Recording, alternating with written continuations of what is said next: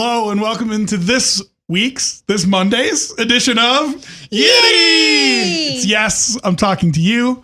I'm with the lovely, talented, immeasurable, incomparable, has her phone alarm going off, Nina Blanco. And I am with the wonderful... Don't try to do my thing. Never mind, that's Dubs. Or Rob Trujillo. Or Rob. Whichever. Whatever you call me, I don't care. Never mind. He's just Dubs. It's like Ken. He's just Ken. So we're going to start doing the podcast Mondays and Wednesdays. So this is our first Monday edition of YITTY. Mm-hmm. We'll put it out at around 4 p.m. So your last hour of work or when you're driving home, you can flip us on and take us with you on the ride because we miss driving with you guys. We do. It's sad. Yeah. But now that YITTY is coming out on Mondays and Wednesdays around 4 o'clock, we are kind of riding with you. Hopefully. On your way home. That'd be awesome. Yeah. So YITTY is yes, I'm talking to you, which means we give some people a talking to. And we start with you, me, and we, which I'm terrified for because our very own Nina Blanco took a little vacation over the weekend. Yeah. A little trip to see some family. Yeah. And I came into work today and I said, "Oh, how was your trip?" She said, "We'll talk about it on the podcast." I was like, oh. So I guess that's where we're going to start with you, Nina Blanco. My weekend was a shit show. It was a shit show. I was supposed to go to Chicago to go to my cousin's baby shower. This is her 4th damn baby. Why she's having another baby shower, I'm not quite sure. But you get one for each of them. Well, there's difference of opinion on that. So for me growing up, it was like, yeah, you have a baby shower for every baby. But I've had other friends tell me like, no, you only have a baby shower for your first baby. And Really? that's it. I didn't know So that. there's a little difference of opinion there. So whichever way you go. But my family, we have one for every damn baby because diapers are just too expensive. But I was supposed to go for that. And my cousin asked specifically, can you please try to come? I would really love you there. So it spoke to my heart. And I'm like, yes, baby girl, I will be there for you. So I flew out on Friday. The baby shower was on Saturday. And I was supposed to come back home to Denver on Sunday. And on Friday, I did fly standby because the boy, my husband, works for an airline, which is awesome, and getting to fly standby is freaking amazing. Yeah, it makes it easier. Right, but it doesn't necessarily make it easier. It makes it cheaper. Makes it freer. Yes. Right, makes it cheaper, but sometimes it makes it so much more harder. Difficult. Yeah. Okay. Yes. So standby, it doesn't always work out, but this time I was like, ooh, shoot. I was on my way to the airport looking at the numbers because I can see how many seats are available. And I'm like, I don't know if I'm going to make it, but I'm going to go to the airport anyway because there's other flights throughout the evening. Maybe I'll make one of them. Mm-hmm. And if I get there by Friday, even Saturday morning, like cool. And so the original flight that I was getting on, it wasn't looking great. But then when I got there, lo and behold, I was able to get on the flight. Like I was the very last standby seat to get on the flight. But we were a little bit delayed because we had some storms here in Denver on Friday. Mm-hmm. So we had some storms come through. Of course, it was late afternoon. And so we were delayed. They delayed us like 15 minutes at a time, 30 minutes at a time. It ended up being 2 hours delayed. Which is like life in an airport right now. Exactly. And just with the storms, you're understanding. And it was only 2 hours. So no big deal. I'm still going to get there. I had made plans for my other cousin to pick me up from Chicago. No big deal. So I'm in the air. I'm on the airplane. I'm like, cool. I'm going to make it. This is working out. That's so exciting. And as we get closer to Chicago, you know, they always make the announcement like 30 minutes before you land saying, hey, we're going to start landing. Make sure you do your final bathroom breaks, whatever. Yeah. And so instead of that, they were like, hey, ladies and gentlemen, there's a huge storm in Chicago right now. Oh, no. So we're going to go in a flight pattern and we're just going to circle around and try to wait out this storm for a little bit. So we did that for a little while. And then they get back on the intercom and they're like, so ladies and gentlemen, in regards to safety as well as fuel and making sure we have enough fuel, we're actually going to take a detour and we're going to land in St. Louis. So... Which you not only have family in. I do. But you also lived in once upon a time. Yeah, I lived in St. Louis. So of all places for them to go put and land. you. That's not terrible. For sure. But the plan was still to get to Chicago that night. That was still the plan. And the pilot was like, yes, this is going to happen. You know, we're going to keep an eye on everything, but we still are planning on getting to Chicago. So we land in St. Louis. They're like, we're going to refuel here and we're going to sit on the runway for a little while in St. Louis. And we're going to wait out for the storm to kind of clear in Chicago. And then we were there. And then the first hour went.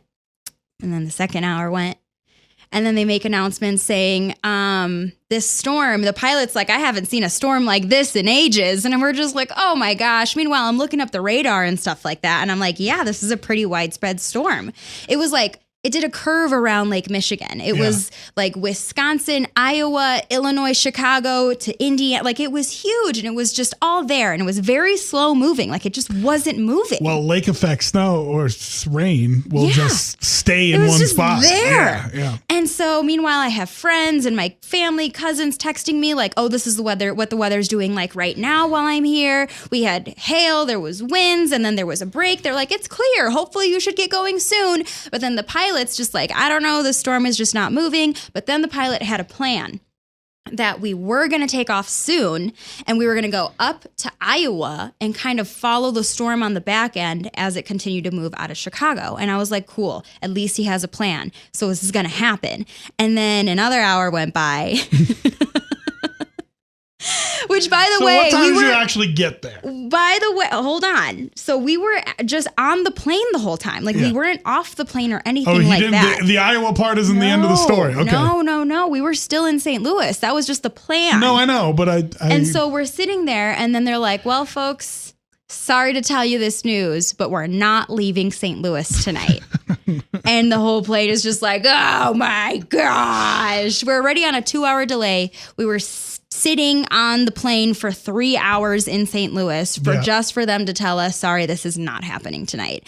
So, fun fact about the St. Louis airport, which is kind of small, by the way, is it's not suited for the big 777 planes that we were on.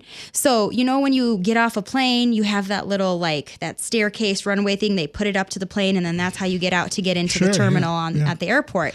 They didn't have a thing big enough to fit our door. So they sent over stairs. Yeah, right. You can't use the jetway. You got to use stairs. Yeah, the wobbly stairs, and they had like 2 buses go through. And so we were the second plane to reroute and land there. There were multiple big boy planes rerouting there. And the way they do things is just the first plane that got there is the first plane that gets off, then the second, third, they just go in order. Yeah. And luckily we were the second plane. So we were towards the beginning, but the plane in front of us had 300 some passengers, 2 buses. When I finally got on the bus, I counted how many seats. 35 seats on the bus. So they could only accommodate 35 passengers per bus to pick people up off the stairs, go drop them off at the airport, come back and pick up 35 more people to do 300 plus people per plane. Yeah. It was forever. 10 trips. Yes. Yeah. And then they were like, you know, if you have to get hotel accommodations, talk to guest services at the airport. And because it's weather related, they are going to pay for anything you pay for the hotel, blah, blah, and we'll rebook you. Well, since I was flying standby, and this was like uncharted territory for the boy and I, we've never had this happen before in our years of flying standby.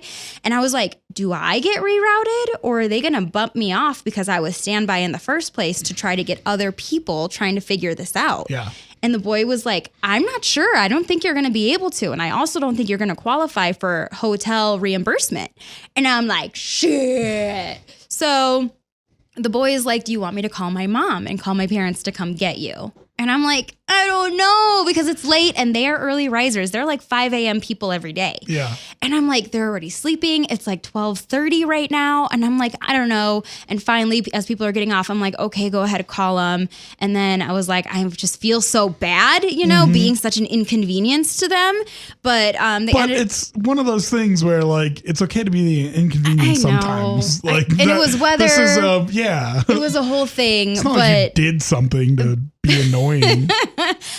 So yeah, it was such a clusterfuck. So basically. how was the mother-in-law anxiety? Yeah, and so then now I'm like, oh my gosh, I'm an unexpected guest in their house. Right. So like that already is like, and your husband's not there. He's not there. Right. But I mean, I have a good relationship with my mother-in-law and with the boy's stepdad and everything like that. I think they're great, but it was just like, last minute, a lot of anxiety. I'm like, I feel like such an inconvenience. I apologized to them a million times.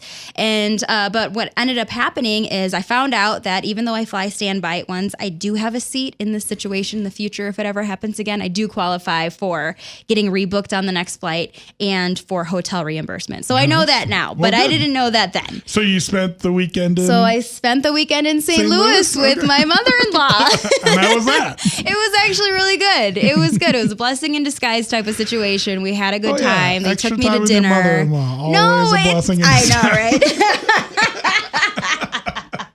But no, luckily I get along with them and they're pretty cool. So it worked out. I assume your flight back was much less eventful. Yeah. Okay. So speaking of which, I was rebooked on the Saturday afternoon to try to fly back out of Chicago. I ended up just opting out of that flight entirely, and I just bought a flight so I could for sure come home to Denver on Sunday. Yeah. And I'm so glad that I did that because I was still getting notifications as if I was going on that Saturday flight.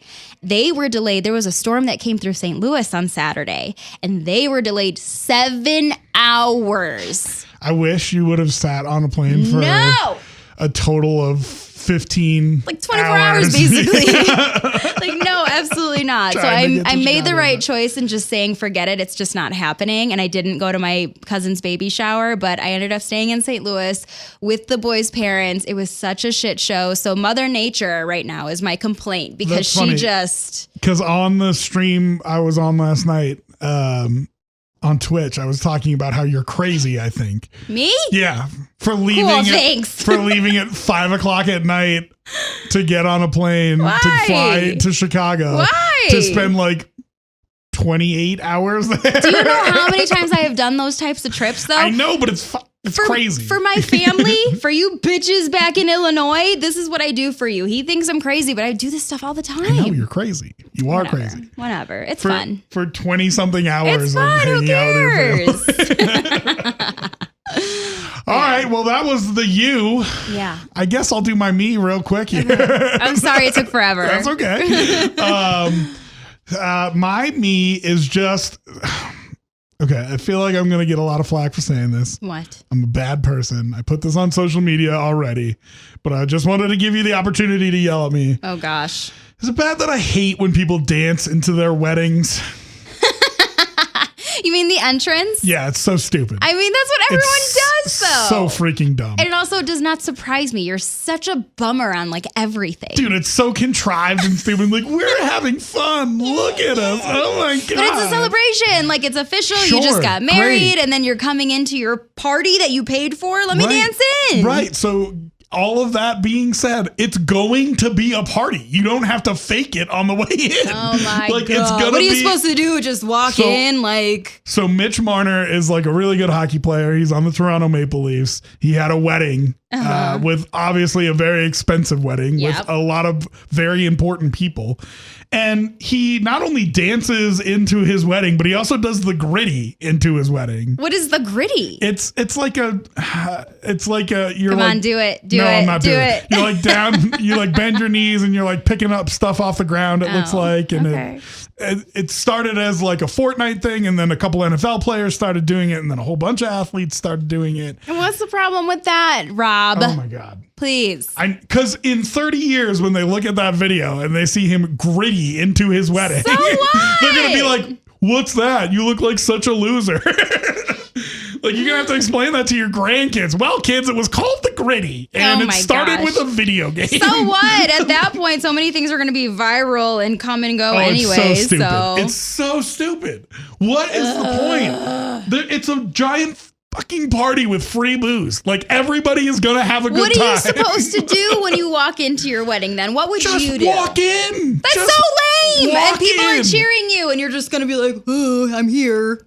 I also wouldn't necessarily need the walk-in. Like just. Well, what else are you supposed to do? There's stuff in between where you are going to be walking in. I know. Logistically, the walk-in has been made part of it because logistically you need it to be part of the day. Right. But I would just find a way to just get me to my chair. Let's sit down.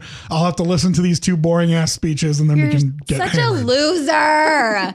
Your future, I hope your future wife is going to be like so into all these little things. Why do you think I'm single, Dina?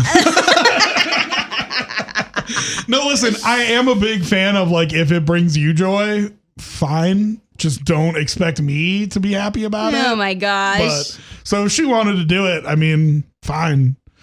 Just know that I'm doing it like I am a prisoner of war here. Like I'm doing this unwillingly. I guess. All right, you, me, and we want to talk about homelessness in Denver. And there's a new plan for it with the new mayor. Okay.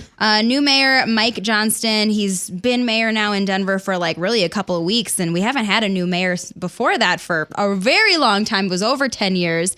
And Mike Johnston's biggest stance when he was running for office is that he is going to go for the homelessness that is going on in Denver. Trying to fix it, yeah. Yeah, so that was his big stance on everything. So Denver, as part of that, they've begun trash service for some sidewalk encampments that are around town for homeless people that are in these encampments. And when I read this title, I was like, oh my gosh, why aren't we already doing this? Sure. Trash service. I mean, if you just think about it, one of the biggest complaints for the Karens of the world when it comes to homelessness and people living on the streets is, oh, it's so dirty and they leave trash everywhere. It's ruining our city. It's so gross, blah, blah, blah, blah, blah. And just providing a simple trash service seems like such a brilliant thing and also such a small thing. And like, why weren't we doing this already? Now a couple things. So one, I mean, they could just throw stuff away in the city trash cans. But it gets all filled up and then you still get the complaints from all the Karens. Two, I'm hoping that this is like voluntary, right? Because one of the things that I know that used to be a problem was they would just go and throw away a bunch of their stuff. Yeah. And that was not cool. But this is like voluntary, right? This is totally different. Hey, if you've got some food wrappers or something like that, or so that before what you're talking about is like it's an encampment sweep is what they call it, where they make you clean up your tent, you get out of here completely. This is you stay where you're at. This is your area. This is their own little community that's happening here because you have nowhere else to go. Stay where you're at, but they're providing trash bags, and they have a whole trash truck that is routed to go to these encampments once a week to pick up these trash bags, get rid of it in the city dump, and then they give them more trash bags, anything else that they might need for cleanup. I mean, I was reading this article and they were talking with someone who was homeless, and she was like, this is the biggest help. She's like, we don't want to live in our own filth either. Yeah. No one wants to. Yeah. And, she talked about the complaints from the Karens of the world, and this is just so helpful. And it is helpful. And I'm just like, whoa, why didn't we do this before? Simple solution. Such a small thing, and yet such a huge impact. So that is part of it that is going on. Mike Johnston is also set to close very soon on a permanent housing unit. He's actually going to try to buy, spending $26 million on a hotel purchase, a hotel that is not being used right now. It's kind of abandoned, and going to turn that into housing. And 40% of the rooms are going to be focused on families, making a certain percentage under the average here in Denver. Sure. And I think that's pretty cool. And they're trying, one of his promises in his campaign is, I'm going to house 1,000 people who don't have a home that are living on the streets. And so this is part of that. There are about almost 200 units, and then families can live in these units. And so he's hoping to get a big chunk of that 1,000 people promise into this hotel. And then he has a plan. They're close on purchasing the hotel entirely. And the plan is that they can start moving people in September, and they're going to have city moving days to help people get moved in, which is great. Yeah. I love this idea. I always thought it was a good idea. I had heard that he wanted to do this during his campaign. So I always thought that this was a good idea. But it does bring up questions, right? Like, Sure, always does. when we send people to college and they all live on a floor together, we don't just let them do whatever they want. We got to have people like walk the floors Sure. and make sure everybody is okay. Definitely. All that kind of stuff. And I wonder what kind of security and stuff like they're going to do there, not for the majority of the homeless people who move in there and find a new home there, but for the couple of troublemakers. And you that's know what always I mean? the thing. I know is the couple of troublemakers kind of ruin things for everyone else. I don't exactly, know. because they'll paint it in a light. Because if you see one news article from there that somebody does something, it's this going to be one like, person did this, and everyone's going to be like, "Oh, this is why we can't do this." Blah blah blah. And it's like, no, man, it's one troublemaker, right? And you got to try to weed them out. I mean, I don't know the specifics on that. Yeah. I read this article, didn't see anything on it. I would assume, you know, there are a lot of people in the city that work for the homeless and work with these projects, and that is part of their job, because of course they do have to be on the lookout for these types of things. Well, and then on top of that, and not that I think that you have answers to this, but just things to talk about, is I thought to myself, like, I hope they also have the same kind of, because like you said, there are tons of organizations that are mental health counselors, drug abuse counselors, alcohol abuse counselors, that I hope that those are available in this housing unit. They find a way to incorporate them right into where these people are staying to try to help them handle some of these issues that they're having in their lives. Yeah, most definitely. Okay, we got to fly here, so we're going to go real quick through the Mr. Softy truck that disappeared. We like to find some good news because, well, that was actually good news. That was kind of good news. Yeah, we do complain a lot on this podcast, but that was technically good news. But so we like to bring a good news segment for every podcast. This one is a Mr. Softy truck that got banished from a New Jersey township. New Jersey. Yeah, we were talking about Karens before, and guess what Karens in New Jersey didn't like? The music from the ice cream truck is too loud. Which is so ridiculous. It's July and in like, New Jersey. The middle of the day, she complained. This wasn't 10 p.m. This wasn't early morning 7 a.m. This was the middle of the day, prime ice cream time. And so drivers have the choice of, like, they can just not go back there if they want to. So this lady complained. The company and the driver decided that they weren't going to go on that route anymore. And the neighborhood got pissed. Yeah, what about the rest of the neighborhood? Yeah, we don't mind the music, and we've got kids, and they want ice cream. That's all right. And that's like part of summer. It's what we do here.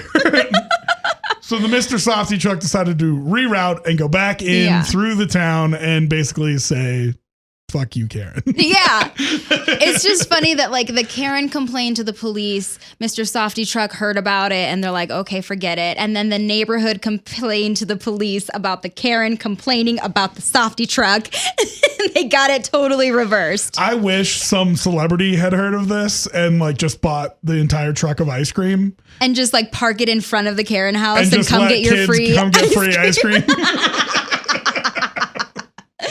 Oh my gosh. Okay, and then finally we do our whack ass of the week. And I sound awful when I say that because it's really Nina's thing. So Nina, who's our whack ass of the week? I hate to say it because I love her so much, but I'm sorry, Cardi B, you kind of deserve it this time. Wait, Cardi's the whack ass of the week? Cardi B is the whack ass of the week. Why? You might have heard over the weekend there was a story. There was a story over the weekend that Cardi was in Vegas and she was performing on stage. And the trend lately at concerts, which is just so stupid, is people throwing things at the artist on stage. The trend. And so, it's very cringy. I'm sorry. Yeah, it's so cringy. But this person who was like near the front had thrown their drink at Cardi B. And we saw the video and that was the story. And we're like, oh, this girl in the audience is in the wrong. That's so messed up. Why are people throwing things at artists? That's not cool.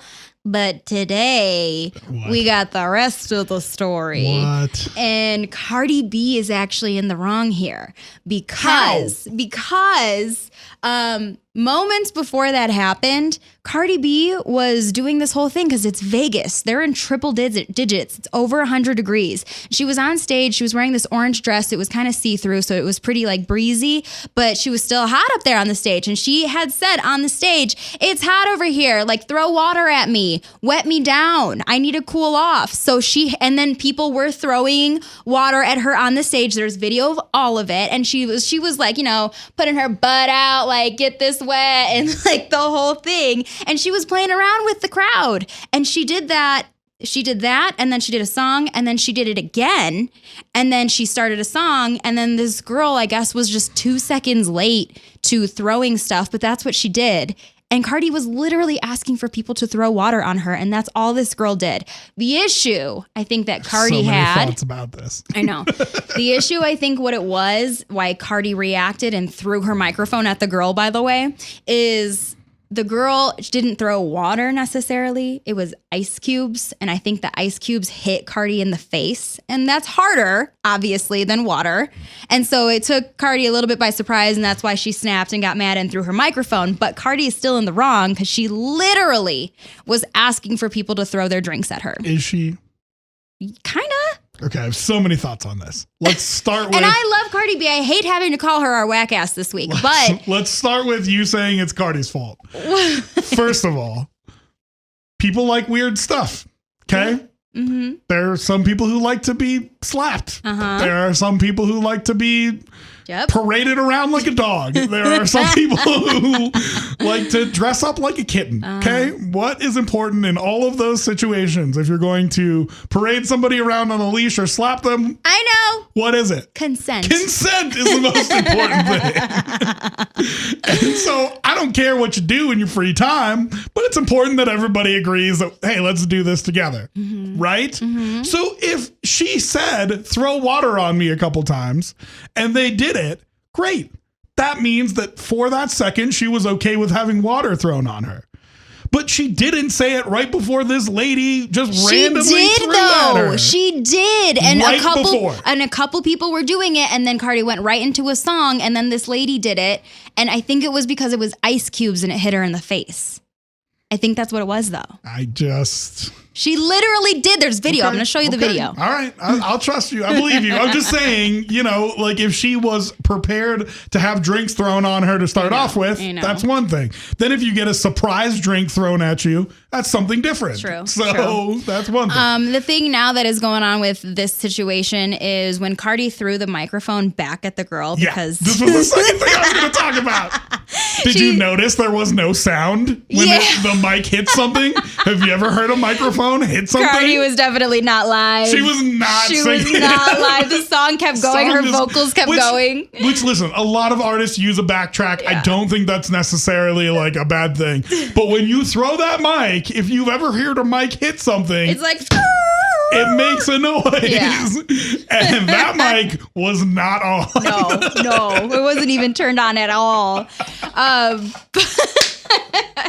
I was going to ask you, I'm so mad that you heard that before I said it. Yeah. I mean, and that's like been a topic of discussion too, that Cardi doesn't do her stuff live. She was not live at all. Not at all. Another, I guess, update in this story is that when Cardi threw the microphone, she actually missed the target, the girl who threw the water at her. She hit the girl right next to her, who had nothing to do with the incident, was just standing there. And so I think it might have been that person is pressing charges on Cardi B for battery now. Sure, yeah. And so Cardi B is listed as a suspect in a battery case now. Yeah, because you want to sue, right? And then get your couple $100,000 and be done with it. Yeah. So that's what's happening now. Like Cardi B threw a mic at my face. I love you, girl, but I'm going to get $10,000 out of this. No problem. Right. So, of course, you press charges. Yeah. Real quickly, the last thing. I understand the situation is different now that we know the full story. But like back to the throwing things at artists. Oh, can we please stop? Why? I think we need to make violence the answer again. What? Because what? What used to happen was people would do dumb shit like this and then they would get the shit beat out of them. Oh, yeah. And you know what that taught you? Not to do it again. And so I tweeted out the other day. Prizes. Yeah, right. I tweeted out the other day, like, I think we need to get back to a situation where violence is the answer. These people who like pull pranks and they like run up and they like cut off people's headphones. Oh yeah. What you know what I mean? Oh like my gosh. somebody was saying a whole bunch of racist shit to a guy in a Walmart. And he goes, bro, it's a prank. And like, he like points to the camera. It's like, that doesn't make it okay. Right. It's not free reign to do whatever you want because it's a prank. Like that definitely deserves to get your ass beat. So you're gonna get your ass beat. And right, if you do it to me, I'm absolutely throwing hands. So I just want to say here in my one public forum that I think we need to get back to a place where violence is the answer. So a round of applause for Cardi B throwing the microphone back at Totally fine with her. I was totally fine with her throwing the mic at that lady. Hit her in the face with your 2-pound microphone. I kind of was okay with it too. Oh my God. This is the first time I saw the video before we knew the whole story and I thought Cardi was in the right. I was like, yeah, Cardi, throw that microphone. Like, and why is nobody in the crowd beating the piss out of him? Right? You know what I mean? Like the guy who threw his phone at BB Rexa would have caught hands from me. God. I promise you. Yes. I love that woman. Yes. There's no way I would have stood for it. So I don't know. I just feel like we need to get back to violence being part of the answer. Okay. And that's the hot take with Rob there. All right. Like we said, Mondays and Wednesdays, we will release the podcast at 4 p.m. If we can figure out the Twitch streaming part of it, we'll do the podcast live on Twitch. Yeah. So you can interact with us as we're going through it. And we'll do a little pre and post Twitch situation as well. If we can. Yeah. And then that way we have that on Twitch and we have the podcast on Spotify and YouTube. Great. She is at the Nina Blanco. And he is at Rob Trigilio. No. Oh, shoot. Rob T Radio. It's a new one. It's a new one. You changed it. Rob T Radio. Rob for T. everything except for Twitch. There you go. Rob T Radio. Rob T Radio. And that's today's edition of YITTY!